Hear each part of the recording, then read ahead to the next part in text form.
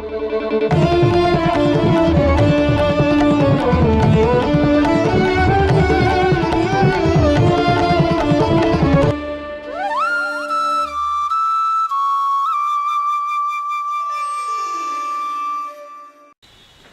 Students, ఇప్పుడు మనం ఆంధ్రప్రదేశ్ చరిత్రలో భాగంగా ఆంధ్ర శాతవాహనుల పరిపాలనా కాలంలో ఆ చక్రవర్తుల్లో గొప్ప చక్రవర్తి అయినటువంటి గౌతమీపుత్ర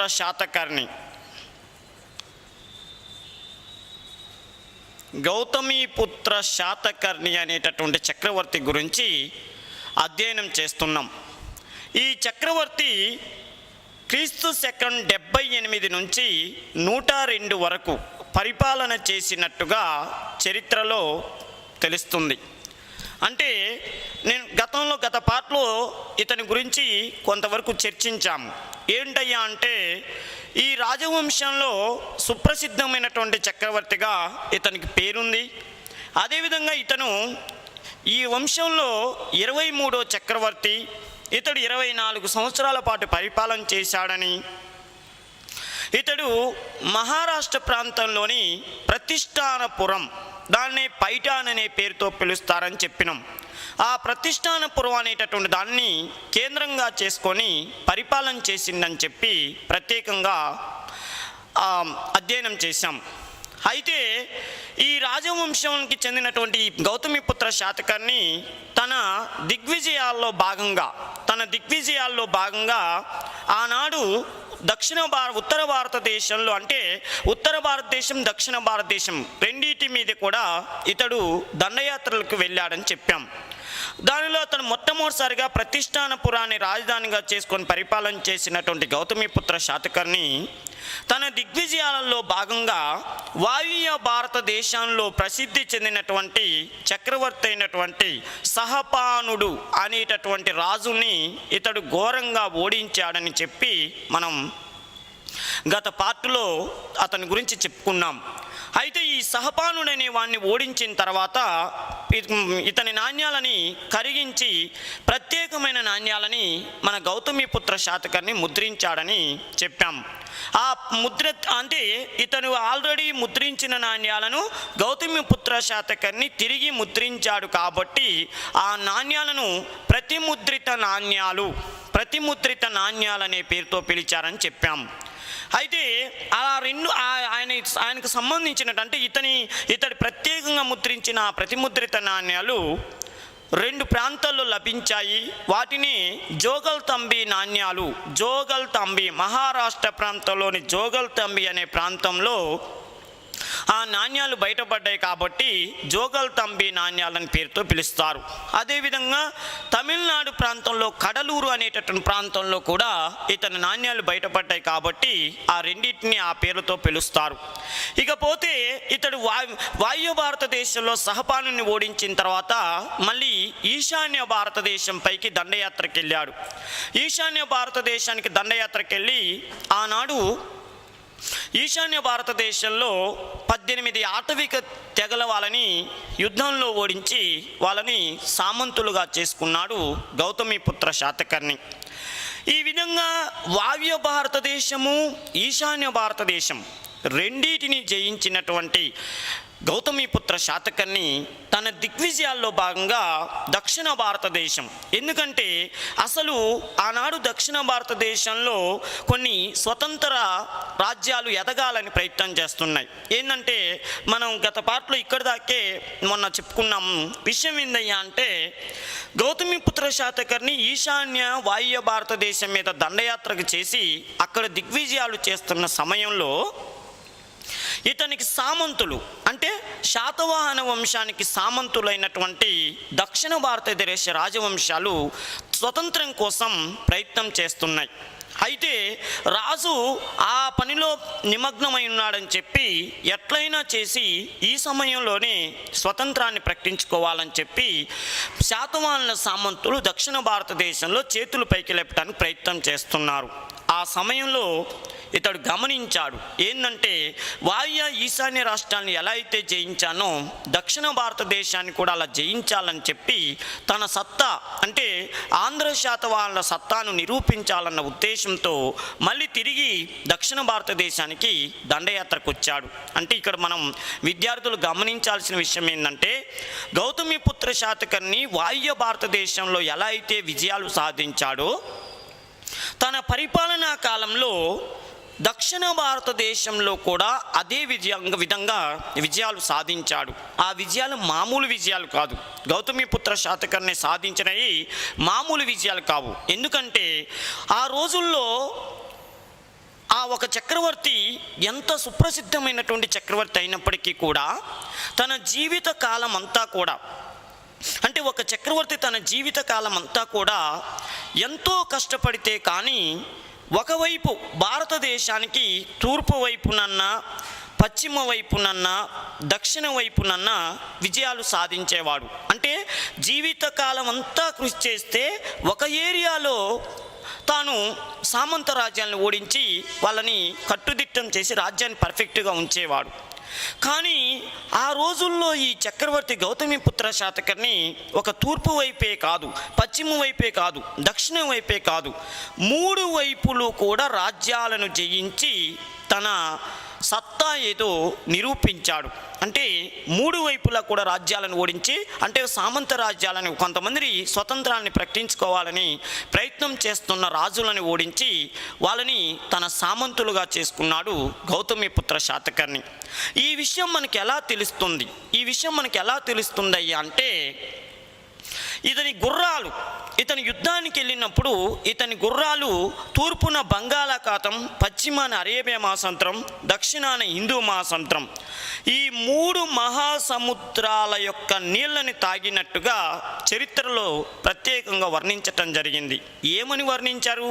గుర్రాలు నీళ్ళు తాగినట్టు వర్ణించారంటే ఇతనికి కొన్ని బిరుదు ఉంది. ఇతనికి వచ్చిన బిరుదు వల్ల ఇతడు ఆ 3 ఏరియాలలో ఆ 3 సముద్రాల నీళ్ళని తన గుర్రాల చేత తాపించినట్టుగా తెలుస్తుంది. అంటే యుద్ధానికి వెళ్ళి తన గుర్రాల చేత నీళ్లు తాపించటం అనేది 3 సముద్రాల నీళ్ళని ఒక చక్రవర్తి తన జీవిత కాలంలో యుద్ధాలకు వెళ్ళి యుద్ధాలలో గెలవటానికి వెళ్ళి అలా గుర్రాల చేత నీళ్లు తాపించిన చక్రవర్తి ఎవరంటే గౌతమిపుత్ర శాతకర్ణి.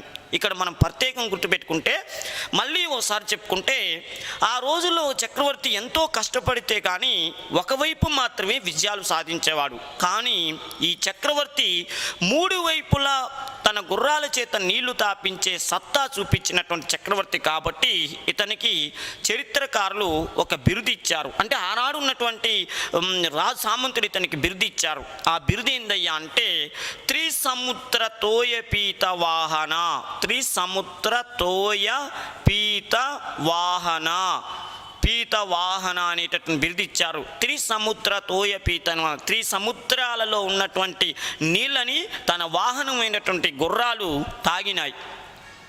అందుకని త్రిసముద్ర తోయపీత వాహన అనేటటువంటి బిరుదు ఎవరికి ఉందయ్యా అంటే గౌతమిపుత్ర శాతకర్ణికి ఉన్నది. ఇక్కడ పర్టికులర్గా ప్రతి విద్యార్థి గౌతమిపుత్ర శాతకర్ణి బిరుదులు ఏందయ్యా అంటే ఇప్పటికి మనకి ఇప్పుడు నేను చెప్పిన దాంట్లోనే 3 బిట్లు వచ్చాయి, 3 బిరుదులు వచ్చాయి. ఏంటయ్యా అంటే ఒకటి సహపానుని ఓడించినప్పుడు అతడు 2 బిరుదులు పొందాడు.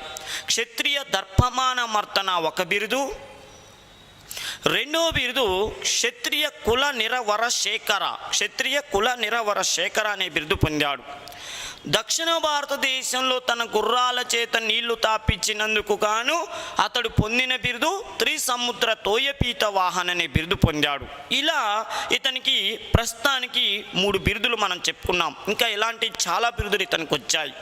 ఇంకో ముఖ్యమైన విషయం ఏంటంటే ఈ శాతవాహన చక్రవర్తి గౌతమిపుత్ర శాతకర్ణి ఇలా ఉత్తర భారతదేశం దక్షిణ భారతదేశంలో విజయాలు సాధించటమే కాకుండా తాను ఆక్రమించుకున్నటువంటి భారతదేశంలో అంటే తన దిగ్విజయాలను సాధించిన తర్వాత ఇతడు చేసిన గొప్ప పని ఏంటంటే అశ్వమేధ యాగం చేశాడు. దక్షిణ భారతదేశ చరిత్రలో అశ్వమేధ యాగం చేసిన చక్రవర్తుల్లో గౌతమిపుత్ర శాతకర్ణిని ప్రత్యేకంగా చెప్పుకుంటారు. అంతేకాదు దక్షిణ భారతదేశాన్ని మొత్తాన్ని కూడా తన గుత్తాధిపత్యం అంటే తన చేతిలో పెట్టుకోవటం వల్ల ఏకఛత్రాధిపత్యాన్ని సాధించటం వల్ల ఇతని దక్షిణ పదపతి అనేటటువంటి బిరుదుతో కూడా దక్షిణ పదపతి అనేటటువంటి బిరుదుతో పిలుస్తారు. దాంతోపాటు ఇంకొక బిరుదు ఏందయ్యా అంటే త్రిసముద్రాధిపతి మీద ఆధిపత్యం చేసిన చక్రవర్తి కాబట్టి త్రిసముద్రాధిపతి అనేటటువంటి బిరుదు కూడా గౌతమిపుత్ర శాతకర్ణికి ఉన్నదన్న విషయాన్ని మనం ఇక్కడ అధ్యయనం చేయాలి.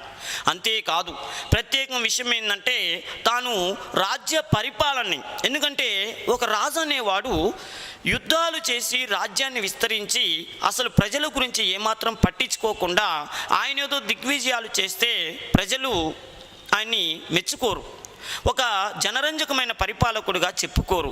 కానీ గౌతమిపుత్ర శాతకర్ణి చేసిన పని ఏంటంటే ఒకవైపు యుద్ధాలు చేస్తూనే మరొక వైపు ప్రజలని కన్నబిడ్డలుగా చూసుకున్నాడు. ఎందుకంటే ఇతని గురించి ఇక్కడ ప్రత్యేకంగా మనం చెప్పుకోవాలి. ఇతని గురించి ప్రత్యేకం అంటే రేపు ఎగ్జామ్లో ఒక బిట్ అడుగుతాడు. ఏంటయ్యా అంటే ప్రజలని కన్నబిడ్డలుగా చూసుకున్న ఏ శాతవాహన చక్రవర్తిని లేదా ఏ దక్షిణ భారతదేశ చక్రవర్తిని దక్షిణాది అశోకుడు లేదా రెండో అశోకుడు లేదా దక్షిణాది అశోకుడు అనే పేరుతో పిలుస్తారంటారు. అంటే రెండో అశోకుడు అనేది మనకి కనిష్కుడికి వస్తుంది. అందుకని ఆ విషయం పక్కన పెడితే దక్షిణాది అశోకుడు ప్రజలని కన్నబిడ్డలుగా చూసుకున్నటువంటి విషయంలో అంటే ప్రజల కష్టాలని తన కష్టంగా భావించినటువంటి చక్రవర్తి మనందరికీ తెలుసు, ఉత్తర భారతదేశాన్ని పరిపాలన చేసిన అశోకుడు. మౌర్య వంశానికి చెందిన అశోకుణ్ణి చాలా గొప్ప చక్రవర్తిగా పిలుస్తారు.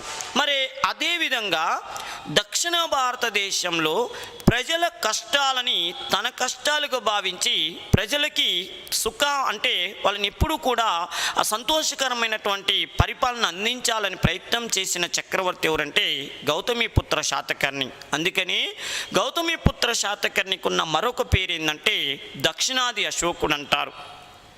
ఇక్కడ విద్యార్థులు కన్ఫ్యూజ్ కాకుండా ఒక ముఖ్యమైన విషయాన్ని గమనించాల్సింది ఏంటంటే దక్షిణ భారతదేశంలో ఇద్దరు చక్రవర్తుల్ని దక్షిణాది అశోకులు అంటారు. దక్షిణ భారతదేశంలో ఇద్దరు చక్రవర్తుల్ని దక్షిణాది అశోకుడు అంటారు. వాళ్ళిద్దరు ఎవరంటే ప్రజల్ని కన్నబిడ్డలుగా చూసుకున్న చక్రవర్తులు అంటేనేమో ప్రజల సుఖదుఖాల విషయంలో జోక్యం చేసుకొని వాళ్ళకి మంచి చేసిన చక్రవర్తి అంటేనేమో మన గౌతమిపుత్ర శాతకర్ణిని చెప్పాలి. అదే బౌద్ధ మత ఆచరణ, బౌద్ధ మతాన్ని దక్షిణ భారతదేశంలో అద్భుతంగా అభివృద్ధి చేయటమే కాకుండా దక్షిణ భారతదేశంలో బౌద్ధ మతానికి స్వర్ణయుగం చేసిన చక్రవర్తి, దక్షిణ భారతదేశంలో బౌద్ధ మతానికి స్వర్ణయుగంగా తీర్చిదిద్దిన చక్రవర్తి అంటేనేమో ఇక్ష్వాక చక్రవర్తి. అంటే నాగార్జున కొండ ప్రాంతానికి శ్రీపురాన్ని దాన్ని మనం ఏమంటారంటే శ్రీపర్వతం అంటారు. ఆ శ్రీపర్వతం అనేటటువంటి దాన్ని కేంద్రంగా చేసుకొని పరిపాలన చేసిన వీరపురుష దత్తుడు. అంటే ఇక్ష్వాక చక్రవర్తులు మొత్తం 4 పరిపాలన చేస్తే ఆ 4 చక్రవర్తుల్లో రెండో చక్రవర్తి అయిన వీరపురుష దత్తుని దక్షిణాది అశోకుడు అంటారు. ఎట్లా అంటే బౌద్ధ మతాన్ని స్వర్ణయుగంగా చేసిన చక్రవర్తులు దక్షిణాదశ. ఎందుకంటే గౌతమ బుద్ధుడు యొక్క బౌద్ధ మతాన్ని అశోకుడు స్వీకరించి ఉత్తర భారతదేశం మొత్తాన్ని బౌద్ధ మతానికి స్వర్ణయుగంగా తీర్చిదిద్దితే దక్షిణ భారతదేశంలో బౌద్ధ మతానికి స్వర్ణయుగంగా తీర్చిదిద్దిన వాడు ఇక్ష్వాక వంశానికి చెందినటువంటి వీరపురుష దత్తుడు. ఇక్కడ ప్రజలని కన్నబిడ్డలుగా చూసుకున్న విషయంలో దక్షిణాది అశోకుడు అంటే మన ప్రత్యేకంగా గౌతమిపుత్ర శాతకర్ణి పేరు చెప్పుకోవాలి. అయితే గౌతమిపుత్ర శాతకర్ణి ఇటు దక్షిణాది అశోకుడిగా పేరు పొందాడు, త్రిసముద్ర తోయపీత వాహనంగా పేరు పొందాడు. దక్షిణాది అశోకుడు అంటారు. నెక్స్ట్ విషయం ఏంటి, ఏ యుద్ధానికి వెళ్ళినా ప్రతి యుద్ధంలో కూడా విజయం సాధించాడు కాబట్టి ఇతనికి ఉన్నటువంటి బిరుదు ఏందయ్యా అంటే రాజో రన్ అనేటటువంటి బిరుదు కూడా మన గౌతమిపుత్ర శాతకర్ణికి ఉన్నది. అంతేకాదు ఒక ముఖ్యమైన విషయం ఏంటంటే మహారాష్ట్ర ప్రాంతంలో ఇతడు ప్రత్యేకంగా ధనబెటక అనేటువంటి నగరాన్ని నిర్మించాడు కాబట్టి ఇతన్ని ధనబెటక స్వామి అనేటటువంటి బిరుదు ఉంది. అంతేకాదు ఇంకో ముఖ్యమైనటువంటి విషయం ఏంటంటే గతంలో ఇతని కంటే ముందు ఒక్క కుంతల శాతకర్ణి తప్పితే మిగతా శాతవాహన చక్రవర్తులందరూ కూడా రాజభాషని అంటే అధికార భాషని ప్రాకృత భాషను చేశారు. ఇతడు మాత్రం ఏం చేసిందంటే మళ్ళీ సంస్కృత భాషకు పట్టాభిషేకం చేయించాడు. అంటే సంస్కృతానికి పెద్దపీట వేశాడు. ఎందుకు సంస్కృతానికి పెద్దపీట వేశాడంటే ఇతడు మొత్తానికి హిందూ మతం అంటే పిచ్చి అభిమానం. ఎందుకంటే వీళ్ళు బ్రాహ్మణ్స్ కావటం వల్ల వేదాలు, ఉపనిషత్తులు, బ్రాహ్మణాలు, అరణ్యకాలు ఇవన్నీ అంటే వాళ్ళకి చాలా ఇష్టం. అందులో హిందూ మతం ఉద్ధరణ జరిగితేనే, హిందూ మతం బాగా ఆదరిస్తే బ్రాహ్మణులకి ఆదరణ పెరుగుతుందని నమ్మినవాడు. మరి ఇప్పుడు బ్రాహ్మణులకి, హిందూ మతానికి, సంస్కృతానికి ఏందయ్యా అవినాభావ సంబంధం అంటే వేదాలు కానీ, బ్రాహ్మణాలు కానీ, ఉపనిషత్తులు కానీ ఏ భాషలో ఉన్నాయంటే సంస్కృతంలో ఉన్నాయి. ఈ విషయాన్ని మన గౌతమిపుత్ర శాతకర్ణి గమనించి చేసిన పని ఏంటంటే రాజభాషని ప్రాకృతం చేసినవంటే ప్రాకృత భాష డెవలప్ అయితే మరి సంస్కృతంలో ఉన్నటువంటి వేదాలు, ఉపనిషత్తులు ఎవరు చదువుతారు? అందుకోసం నేను ఏం చేసిందంటే మళ్ళీ సంస్కృతం భాషకి ఎక్కువగా రాజ్యంలో అధికార భాష చేశాడు. అంటే సంస్కృత భాషకు విపరీతమైనటువంటి ప్రాధాన్యత ఇచ్చాడు. అందుకని ఇవన్నీ ఆనాడు ఉన్నటువంటి సంస్కృత భాషాభిమానులు అంటే రాజ్యంలో ఉన్నటువంటి బ్రాహ్మణులు, సంస్కృత భాషాభిమానులు, హిందూ మతాన్ని అభిమానించేటటువంటి వాళ్ళందరూ కూడా ఇతనికి ఇచ్చిన బిరుదేంది అంటే సంస్కృత భాషను అభిమానించినందుకు గాను ఇతనికి ఇచ్చినటువంటి బిరుదు ఏంటంటే ఆగమ నిలయ అనే బిరుదు ఇచ్చారు. అంటే సంస్కృత భాషను రాజభాషగా చేసిన శాతవాహన చక్రవర్తులు ఎవరు అని రేపు మిమ్మల్ని ఎగ్జామ్లో అడిగితే ఒకడు Kuntala Satakarni first person, second person ఎవరంటే గౌతమిపుత్ర శాతకర్ణి అని ప్రత్యేకంగా గుర్తుపెట్టుకోవాలి. అంతేకాదు ఈ శాతవాహన చక్రవర్తికి ఇంకున్నటువంటి గొప్ప పేరు ఏందయ్యా అంటే ఏ బ్రాహ్మణుడైనా తన పరిపాలనా కాలంలో ఏదైనా అవసరానికి వచ్చి రాజా నాకు ఈ అవసరం ఉన్నది, నాకు సహాయం చెయ్యి అని తన రాజస్థానానికి ఏ బ్రాహ్మణుడైనా లేదా ఎవరు ముఖ్యంగా బ్రాహ్మణ్స్ ఎవరు వచ్చినా కూడా ఇది లేదు అది లేదని ఎట్టి పరిస్థితుల్లో చెప్పలేదంట. అంతేకాదు బ్రాహ్మణులు ఎక్స్పెక్ట్ చేసిన దానికంటే ఎక్కువగా విరాళాలు, దానాలు ఇచ్చాడంట. అందుకని ఈ చక్రవర్తికి గురించి ప్రత్యేకంగా మనం చెప్పుకోవాలి. ఏంటయ్యా అంటే శాతవాహన చక్రవర్తులలో మొట్టమొదటిసారిగా భూదానాలు చేసిన చక్రవర్తి ఎవరయ్యా అంటే గౌతమిపుత్ర శాతకర్ణి. బ్రాహ్మణులకి భూదానాలను చేసినటువంటి చక్రవర్తిగా పేరు పొందాడు. ప్రత్యేకంగా ఒక బ్రాహ్మణులకే కాదు, ఈయన దగ్గరికి ఎవరు వచ్చినా కూడా ఇది లేదనేటటువంటి ఉద్దేశం కలిగిన వాడు కాదు గౌతమిపుత్ర శాతకర్ణి. అందుకని బ్రాహ్మణులు అందరూ కూడా ఈయనకి బ్రాహ్మణులకు ఎంతో సహకారం చేశాడన్న ఉద్దేశంతో ఒకటి. రెండో విషయం ఏందయ్యా అంటే వైదిక మత అభివృద్ధికి ఈయన ఎక్కువగా కృషి చేశాడని చెప్పి బ్రాహ్మణ్స్ అందరూ కలిసి ఇతనికి ఇచ్చినటువంటి బిరుదు ఏంటంటే ఏక బ్రాహ్మణ అనేటటువంటి బిరుదు ఇచ్చారు. ఇప్పుడు ఏక బ్రాహ్మణ అనే బిరుదు ఎవరికి ఉందంటే ఏమనాలి? గౌతమిపుత్ర శాతకర్ణి. అంటే బ్రాహ్మణులలోనే మొదటి బ్రాహ్మణుడుగా పేరు పొందాడు గౌతమిపుత్ర శాతకర్ణి. అంతేకాదు తన రాజ్య పరిపాలనా కాలంలో ఈయన ఎంత సంస్కృత భాషకు ప్రాధాన్యత ఇచ్చినా, బ్రాహ్మణులకు ఎంత ప్రాధాన్యత ఇచ్చినా, హిందూ మతానికి ఎంతో అందలం ఎక్కించినప్పటికీ కూడా ఈయన చేసినటువంటి గొప్ప పని ఏంటంటే మత సహనం కలిగిన వాడు.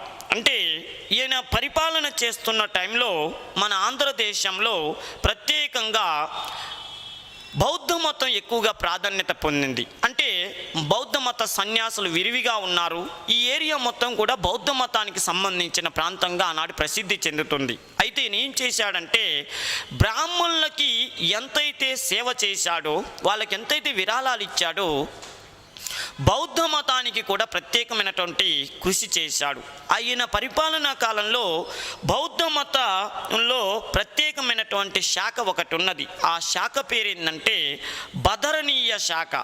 బదరణీయ శాఖ అనేటటువంటి పేరుతో ఒక శాఖ ఉండేది, బదరణీయ శాఖ. దాన్నే భద్రణీయ శాఖ అనే పేరుతో కూడా పిలుస్తారు. అంటే గౌతమీపుత్ర శాతకర్ణి పరిపాలన చేస్తున్న సమయంలో దక్షిణ భారతదేశంలో, ముఖ్యంగా మన ఆంధ్రదేశంలో ప్రసిద్ధి చెందిన బౌద్ధ మత శాఖ ఏందయ్యా అంటే బదరణీయ శాఖ. దాన్ని భద్రణీయ శాఖ అనే పేరుతో పిలుస్తారు. ఈ శాఖకు ఆ బౌద్ధ మత శాఖకు 100 నివర్తనాల భూమిని, 100 నివర్తనాలు అంటారు. నివర్తనాలు అంటే ఇప్పుడు మనం భూముల్ని ఎకరాల రూపంలో ఎలా అయితే కొలుస్తున్నామో ఆ రోజుల్లో నివర్తనాలు అనే పేరుతో పిలిచేవాళ్ళు. 100 నివర్తనాల భూమిని ఇతడు బదరణీయ శాఖకు విరాళంగా ఇచ్చాడన్నట్టు కూడా ప్రత్యేకంగా తెలుస్తుంది మన దీని ద్వారా. అంతేకాదు, ఆనాడు కుల సంకరణం అంటే ఒక కులంలో పుట్టినవాడు వేరే కులం వాళ్ళని వివాహం చేసుకోవద్దని చెప్పి కఠినమైనటువంటి ఆంక్షలు విధించాడు. ఎందుకంటే చాలామంది హిందూ మతంలో నుంచి డైవర్ట్ కావాలనో, ఒక మతం నుంచి మరో మతానికి చేంజ్ అవుతుంటే, ఈ దేశం హిందూ దేశం, మరి హిందూ దేశంలో హిందూ అనే వాళ్ళు లేకపోతే ఎలా అని ఆయన భావించాడో ఏమో, కులంలో కానీ మతంలో కూడా ఎలాంటి మార్పులు చేర్పులు చేయకుండా ఉండటం కోసం కట్టుదిట్టమైనటువంటి నియమాలు పాటించాలని చెప్పాడు. అందుకని ఈయన కుల విషయంలో చూపినటువంటి ప్రత్యేకతను దృష్టిలో పెట్టుకొని కొంతమంది ఈయనకి ఇచ్చిన బిరుదు ఏంటంటే ద్విజుకుల వివర్తనుడు. ద్విజుకుల వివర్తనుడు అనేటటువంటి బిరుదు ఇచ్చారు. ద్విజుకుల వివర్తనుడు, వివర్తనుడు అనేటటువంటి బిరుదు ఇచ్చాడు. ఈ విధంగా గౌతమిపుత్ర శాతకర్ణికి ఇన్ని బిరుదులు ఉన్నాయి. అంతేకాదు, ఒక ముఖ్యమైనటువంటి విషయం ఏంటంటే శాతవాహన చక్రవర్తులలోనే కాదు, భారతదేశ చక్రవర్తులలో తన పేరు పక్కన తల్లి పేరును పెట్టుకున్నటువంటి మొట్టమొదటి అంటే మాతృసంజ్ఞ అంటే మాతృ పేరుని తన పేరు పక్కన పెట్టుకున్న మొట్టమొదటి చక్రవర్తిగా గౌతమిపుత్ర శాతకర్ణి చరిత్రలో నిలిచిపోతాడు. ఈ విధంగా ఎన్నో రకాలైనటువంటి ఇటు పరిపాలకుడుగాను, ఇటు గొప్ప మతాభిమానిగాను, సంస్కృత భాష పోషకుడుగాను, బ్రాహ్మణ ఆధారణ కలిగినటువంటి చక్రవర్తిగాను పేరు పొందినటువంటి గౌతమిపుత్ర శాతకర్ణి క్రీస్తు శకం 102వ సంవత్సరం వరకు కూడా పరిపాలన చేశాడు. అదేవిధంగా ఇతడు శాలివాహన శకం అనేటటువంటి శకాన్ని కూడా స్టార్ట్ చేశాడని మనం ప్రత్యేకంగా చెప్పుకున్నాం. అయితే ఇక్కడ ప్రత్యేకంగా గమనించాల్సిన ఒక ముఖ్యమైనటువంటి విషయం ఏంటంటే గౌతమిపుత్ర శాతకర్ణికి 2 కుమారులు ఉన్నారు. ఇతని భార్య పేరు వాసిష్ఠ అనేటువంటి ఆవిడ భార్య. ఇతడు 102 తర్వాత పరిపాలన ఇతడు ఏదైనా యుద్ధానికి వెళ్ళి ఆ యుద్ధంలో తిరిగి రాలేదా, యుద్ధానికి వెళ్ళి లేకపోతే సన్యాసం స్వీకరించిన అనే విషయం పక్కన పెడితే ఇతని పరిపాలన 102 వరకే ఎండ్ అవుతుందని తర్వాత చరిత్ర ఒక మిస్టరీ లాగా ఉండిపోయింది.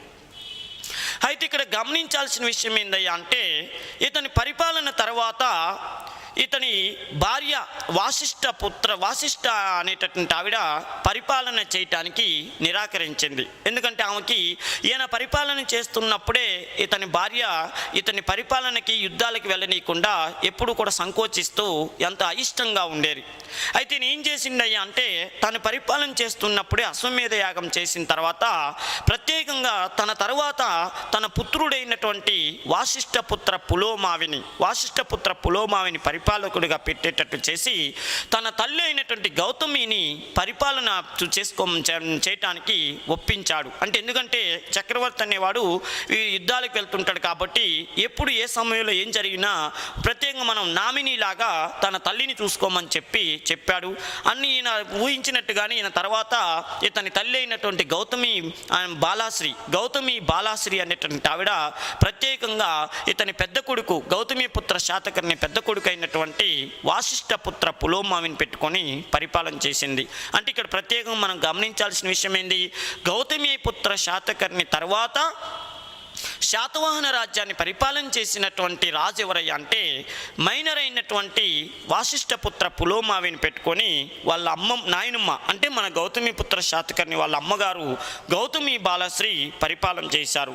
అయితే ఇప్పుడు మనం ఈరోజు గౌతమిపుత్ర శాతకర్ణి గురించి చెప్పుకున్నటువంటి చరిత్ర అంతా కూడా మనకి ఎలా తెలుస్తుంది, ఆయన ఘన విజయాలన్నింటినీ కూడా ఈయనకున్నటువంటి బిరుదులు కానీ ఇవన్నీ కూడా మనకి ఎలా తెలుస్తున్నాయి అంటే వాళ్ళ అమ్మగారు అంటే గౌతమి బాలశ్రీ గారు, గౌతమి బాలశ్రీ ఇతని పరిపాలన అంటే గౌతమిపుత్ర శాతకర్ణి కొడుకైనటువంటి వాసిష్ఠపుత్ర పులోమావి పరిపాలన చేస్తున్న సమయంలో ఒక శాసనం వేయించారు. మహారాష్ట్ర ప్రాంతంలో శాసనం వేయించారు. ఆ శాసనం పేరే నాసిక్ శాసనం.